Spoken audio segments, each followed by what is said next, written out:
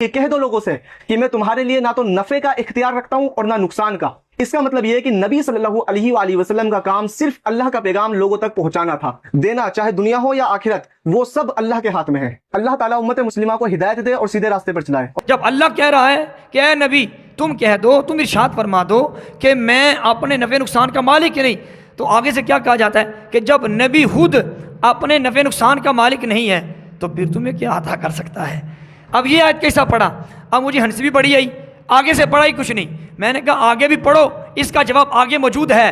اللہ نے فرمایا کہ لا املک لنفسی نفعا ولا ضرا الا ما شاء اللہ، یہ پوری آیت ہے۔ اللہ نے فرمایا کہ آپ پیارے حبیب آپ ارشاد فرما دیں کہ میں اپنی ذات کا نفع اور نقصان کا مالک نہیں ہوں، الا ما شاء اللہ، مگر جتنا میرا رب چاہتا ہے نا اتنا نفع کا مالک بھی اتنا نقصان کا مالک بھی ہوں۔ میں نے کہا حضرت صاحب جواب تو آگے موجود ہے۔ ہم کب کہتے ہیں کہ مصطفیٰ جان عالم صلی اللہ علیہ وسلم اپنی ذاتی طاقت سے نفع نقصان کے مالک ہیں؟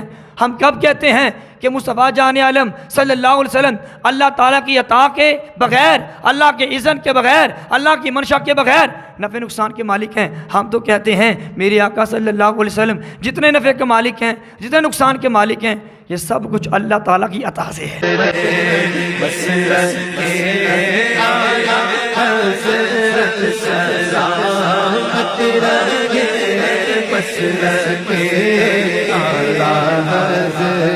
سلامت رہے